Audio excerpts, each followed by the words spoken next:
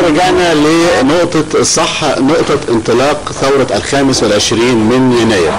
قبل التقرير على طول انا نوهت ان في ضيوف جداد، ضيوف عزاز على البرنامج، يمكن في سابقة لأول مرة من عمر البرنامج ائتلاف ثورة 25 يناير.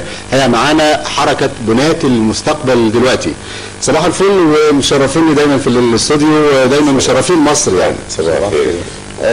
هنتعرف عليهم على طول من اليمين على طول استاذ خالد المصري. صباح الفل استاذ خالد، شرفنا يا فندم. صباح الخير. طيب تحب نعرف حضرتك خالد المصري احد اعضاء الحركه ولا مواطن مصري؟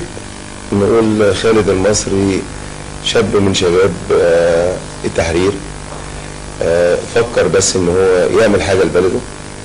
حاولنا ان احنا نغير النظام، والنهارده بنقول هنبني ازاي. صباح الفل. كمان معايا الاستاذ مظهر علي. صباح الفل ومشرفنا استاذ مظهر، اهلا وسهلا. استاذه امل علي صباح الفل. كمان معانا بيشرفنا في الاستوديو الاستاذ اسلام زغلول. صباح الفل استاذ اسلام. طب استاذ خالد، يعني الحركه يعني من ضمن حركات ائتلاف الثوره، عايز اقول الهدف والاسباب وفي غايه قدام. والله احنا قلنا حاجه، قلنا هنسيب كل مجموعه تشتغل على حده. المجموعه اللي هي بتفكر ان هي تبقى واقفه ازاي تبني بلدها. طب هنعمل ايه؟ هناخدها منين؟ قلنا لا، هنبتديها من خط الصعيد، الجزء اللي هم كان في النظام القديم مهمل، ما حدش بيفكر فيه، او نقول مهمش، لا ده كان منسي خالص. قلنا هنبتديها، طيب نبتديها من قريه؟ لا، هناخدها من مركز مطار. المركز اللي سمعنا واحنا في مصر ان هو حصل فيه وقفه، وقف القطر لمده 3 ساعات. هنرجع تاني نقول ان احنا هنرجع زي ما كان، وحصل في اللهم صل على في يعني محافظات صعيد مصر، في سوهاج او في خنا. طب هنوصل تاني بقى، هنحط كهل على الحكومه المؤقته يا جماعه؟ لا، ننزل نتحرك. بالفعل نزلنا اتحركنا، لقينا بعض مشاكل من ضمنها شباب في المركز المحلي على ما اظن، حوالي 193 فرد، مجلس مدينه مطار. اتدخلنا فيه، والله الحمد لله قدرنا ان احنا نحل الموضوع بهدوء من غير اعتصامات من غير مشاكل. كان في حركه او همزه وصل ما بين الجهات المواطن وما بين الجهاز التنفيذي. يعني نقدر ان احنا نحل الموضوع من غير ما نعمل مشكله كبيره. ده دورنا، دور كل انسان بيحب البلد انه ينزل دلوقتي يا جماعه. ده دوره انه يبدا يحل المشكله من غير ما تبقى المشكله كبيره مصعبه. ليه؟ احنا لغايه امبارح شفنا اخواننا المسيحيين واقفين قدام مبنى المحافظه. طب عايزين ايه؟ يا جماعه احنا عايزين نتكاتف. احنا في وقت ما ينفعش فيه الانشقاق، لو ما وحدناش صفوفنا هيحصل انهيار. تعليقك طبعا على معظم العناوين اللي انا سردتها دلوقتي قبل لقاء حضرتك. طب انتقل بس للاستاذ مظهر علي، وهو عايز اقول انت همزه الوصل ما بين الثوره في ميدان التحرير وبين مطاي او محافظه المنيا، اتعرف على دورك. احنا خدنا على عاتقنا وانا في ميدان التحرير لما سمعت ان في سيده فقدت حياتها، وكان كل حلمها ان هي بتحلم بانبوبه بوتاجاز تعمل الاكل لاولادها. ده كان اول خيط يربطني بايه؟ بالمشكله بتاعت الانابيب. فجيت بسرعه لان دي بلدي ولا يغير لا قوم حتى يغيروا ما بين. لكن انت عايش في القاهره وعشت احداث التحرير وطلعت في الجمعات كلها، وكل جمعه لغايه الجمعه بتاعت القبض على علاء وجمال. كانت اخر جمعه ليا في ميدان التحرير. اول ما خرجت من ميدان التحرير وعرفت ان هم اتقبض عليهم، لان لو ما كانش اتقبض عليهم كنا هنروح شرم. كنت هتروحوا هناك يعني تعملوا وقفات هناك؟ كنا هنعمل وقفات احتجاجيه هناك. بعد ما اتقبض عليهم كان دوري ان انا اغير من جوايا. طب اسلام، انا عارف انه كان من ضمن الناس الموجوده هنا في محافظه المنيا بعض شباب زمايلك كمان نازلين من القاهره، نزلوا عليا محمد عز دول اعتقد بعض الشباب استاذ خالد اللي هم يعني معايا من اول دخلوا كمان، لا دخلوا في اثناء الثوره، دخلوا السجن وقعدوا شهر. ده قعدوا شهر، قعد 15 يوم او 13 يوم بالظبط. 15 يوم. اسلام في 15 يوم.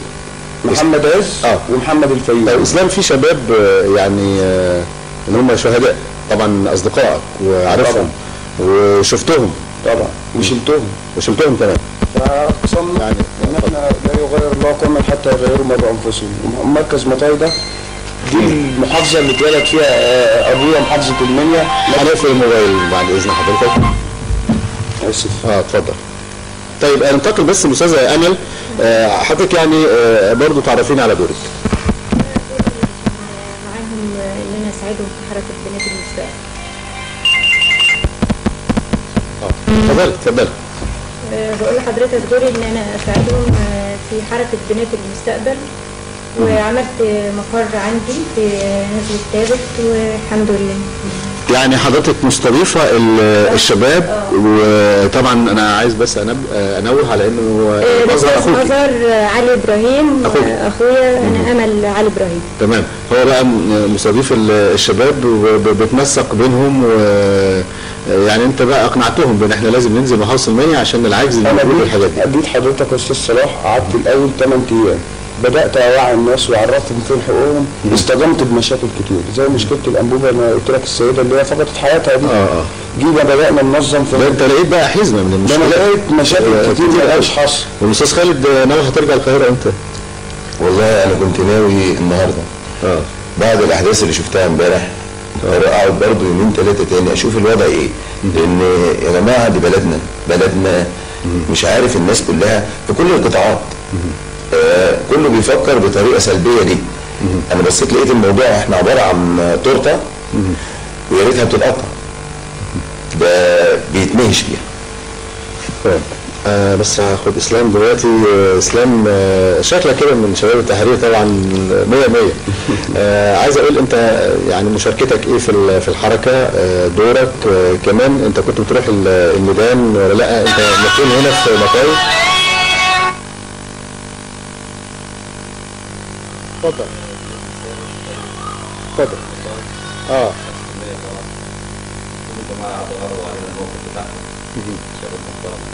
شباب 25 يناير حل مشكلات، حل منازعات، حركه بنات المستقبل، وقفنا معاهم واستقبلناهم وقفه جميله. يعني فعلا حلوا بعض المشاكل الجميله اللي عندنا، زي مجلس المدينه 193 شخص رجعوا لبيوتهم تاني وشغلهم. 193 اسره بمعنى صح رجعت تاني شغلها. يعني طبعا ده يعني انك عملت حاجه ادخلت سرور، وخاصه كنا كمان كلهم شباب الشباب هم حاسين هم اصحاب الثوره وهم اصحاب الشغله الاولى، فازاي كمان ان حقهم يهدر بالشكل ده، او كان فيه يعني شبه يعني ضحكه بنضحك عليهم. لكن انتم طبعا بفضل وجودكم وتنسيقكم ما بين الساده المسؤولين على راسهم طبعا السيد المحافظ. سمحت لي بس انا هاخد فاصل دلوقتي تقرير عن الخطوبه ما قبل الزواج وتداعياتها اهميتها. نشوف هذا التقرير وبعدين نرجع مره ثانيه لحضراتكم.